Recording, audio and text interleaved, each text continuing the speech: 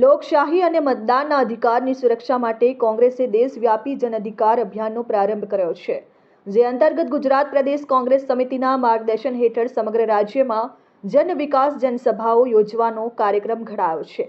તેના અનુસંધાને આજે અંકલેશ્વર કોંગ્રેસ દ્વારા શહેરના શારદા ભવન ખાતે જન અધિકાર અભિયાન કાર્યક્રમનું આયોજન કરવામાં આવ્યું. આ કાર્યક્રમમાં જિલ્લા કોંગ્રેસ પ્રમુખ રાજેન્દ્રસિંહ રાણા, અંકલેશ્વર તાલુકાના પ્રભારી ભીખાભાઈ રબારી, સુરત જિલ્લા કોંગ્રેસના પૂર્વ પ્રમુખ મનહર પટેલ, અંકલેશ્વર તાલુકા કોંગ્રેસ પ્રમુખ ગિરીશ પટેલ, શહેર પ્રમુખ ભૂપેન્દ્ર જાની અને નોટિફાઈડ એરિયાના પ્રમુખ જીવન સાવલિયા ઉપસ્થિત રહ્યા.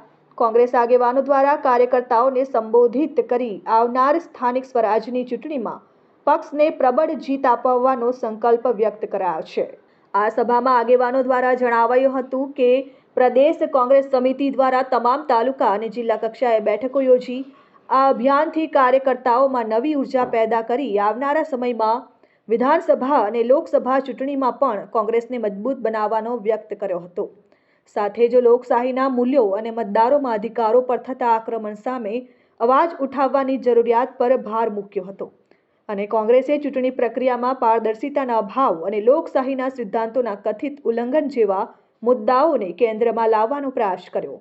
ત્યારે સૌએ આગામી પડકારોનો સામનો કરવા માટે એકજૂથ થઈને લડવાનો સંકલ્પ લીધો. આ કાર્યક્રમમાં જિલ્લા કોંગ્રેસના પ્રવક્તા નાઝુ ફળવાલા, જિલ્લા મહામંત્રી શૈલેષ પ્રજાપતિ, તાલુકાના આગેવાન ઇકબાલ ગોરી, યુથ કોંગ્રેસના વસીમ ફળવાલા સહિતના આગેવાનો અને કાર્યકરો ઉપસ્થિત રહ્યા.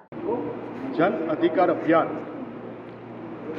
ગુજરાત પ્રદેશ કોંગ્રેસ સમિતિ આયોજિત જન અધિકાર અભિયાનમાં આજે અંકલેશ્વર તાલુકા શહેરમાં વોટ ચોર ગાડી છોડના નારા સાથે અમારા પ્રદેશના પ્રભારી સન્માનનીય ભીખાભાઈ રબારી સાહેબ, આપણા બીજા પ્રભારી એવા શ્રી મનહરભાઈ પટેલ સાથે આજે અંકલેશ્વર તાલુકા શહેરમાં આવ્યા છે. ત્યારે આજે આ મિટિંગમાં આવનાર સ્થાનિક સ્વરાજ્યની ચૂંટણીમાં અંકલેશ્વર શહેર, નગરપાલિકા તેમજ તાલુકા જિલ્લા પંચાયતની સમીક્ષા, સાથે સાથે સંગઠનનું પુનર્ગઠન, સાથે સાથે વોટ ચોર ગાડી છોડ અંકલેશ્વરની જે સીટ છે, આખા હિન્દુસ્તાનમાં એક જ વિધાનસભામાંથી રાહુલજીએ જે બહાર પાડેલું છે વોટ ચોરીનું, દેશનો પ્રાઇમ મિનિસ્ટર આજે વોટ ચોરી કરીને બનેલો છે.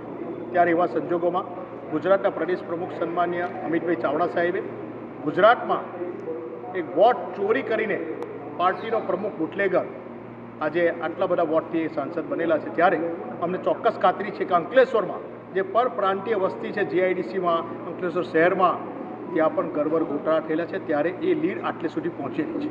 એની પર ચોક્કસ તપાસ થશે. એની પર અમે તપાસ કરી રહ્યા છે. એની મતદાર યાદીની ચકાસણી કઈ રીતે કરવી, કાર્ય કરે એ બધી બાબતે અમારા આગેવાનશ્રીઓ ચર્ચા કરી, વિચારણા કરી. આગામી દિવસોમાં અંકલેશ્વરમાં જે ભારતીય જનતા પાર્ટીના આગેવાનો જે મોટી લીડથી જીતે છે એનો પર પર્દાફાશ થશે. Dharmesh Patel, RN news, Ankleshwar.